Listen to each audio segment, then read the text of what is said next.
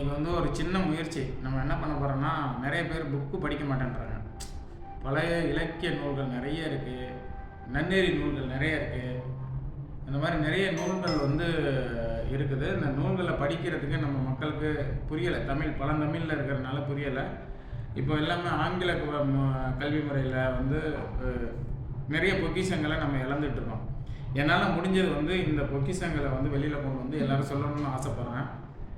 இதில் வந்து ஒவ்வொரு நாள் திருக்குறள் இருக்குது. திருக்குறளுக்கு அடுத்தபடியாக நாலடியார் அப்படின்ற இந்த புக்கு வந்து ரொம்ப ஃபேமஸ். நிறைய பேர் படிக்கிறது இல்லை.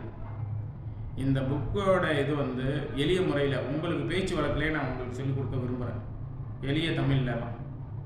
இந்த நாலடியார் புக்கில் என்ன சொல்லியிருக்கிறாங்க அப்படின்னா, சமண இலக்கியம். இது வந்து ஒரு சமண இலக்கியம். சமணர்கள் வாழ்ந்தது. சமணர்களை பற்றி நிறைய பேருக்கு தெரியாது. சமணர்கள் வந்து வடநாட்டிலேருந்து பஞ்சம் பிடிப்பதற்காக இங்கே வந்தாங்க. வந்தவங்க வந்து இங்கே உக்கிர பெருவழி தின்ற ஒரு அரசர்கிட்ட வந்து தஞ்சம் வந்தாங்க. பாண்டிய மன்னன் அவர்கிட்ட தஞ்சம் அடைஞ்சு இங்கே இருந்து அவங்க நிறைய நன்னெறி நூல்களை எழுதினாங்க. மக்களை பலப்படுத்தினாங்க, மக்களை வந்து மேம்படுத்தியிருக்காங்க. அவர் நம்ம ரொம்ப என்ன சொல்கிறது, மக்களை ரொம்ப டோட்டலாகவே திருத்தியிருக்காங்க. நெறிமுறை நூல்கள் எல்லாமே இதை படிக்க தெரியும். ஒவ்வொரு பாடலாக படித்து சொல்கிறேன்.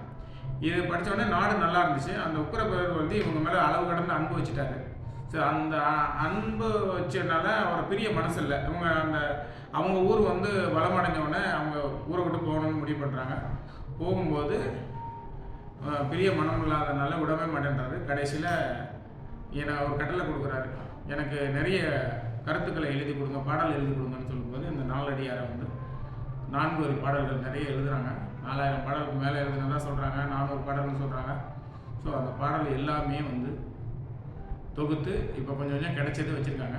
இந்த பாடல்களை வந்து நிறைய கருத்துக்கள் இருக்குது. அதான் உங்களுக்கு நான் படித்து காட்டணுங்கிறதுக்காக தான் இந்த புக்கை வந்து வாசிக்கிறேன்.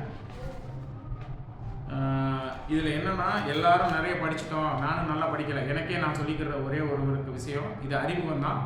டெய்லி ஒரு பாடல் வந்து உங்களுக்கு படிச்சு காமிப்பேன். இது அறிமுகம். இதில் என்ன சொல்கிறாரு பாருங்கள்.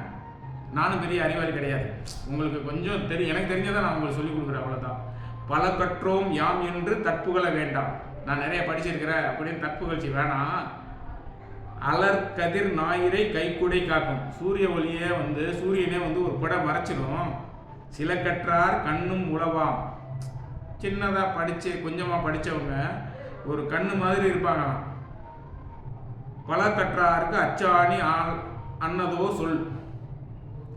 அச்சாணி மாதிரி அவங்க ஒரு சொல்லு தான் சொல்லுவாங்களாம். அது வந்து அச்சாணி, எப்படி மாட்டு வண்டிக்கு அச்சாணி இருக்குதோ அது மாதிரி ஒரு சொல்லும் பயங்கரமாக இருக்குமா அறிவுரை சொல்கிறது. அப்போ கொஞ்சம் கட்டுறவங்க நிறைய படித்தவங்களுக்கு அறிவுரை சொல்கிற அளவுக்கு கூட தகுதி இருக்குது. அதனால் எல்லாருமே எல்லாம் தெரிஞ்சுதுன்னு சொல்லி நீங்கள் வந்து பெருமை கொள்ளாதீங்க, அகந்தை கொள்ளாதீங்கன்றாங்க. அதனால் நான் அகந்தையில் இதை படிக்கவில்லை.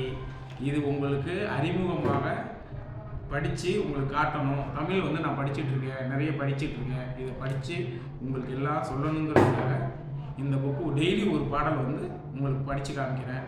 இதை வந்து சுருக்கமாகவே படித்து காமிச்சிடுவேன், விளக்கம் சொல்லுவேன். தயவு செஞ்சு கொஞ்சம் ஃபாலோ பண்ணி அதை கற்றுக்கிறேங்க. நன்றி.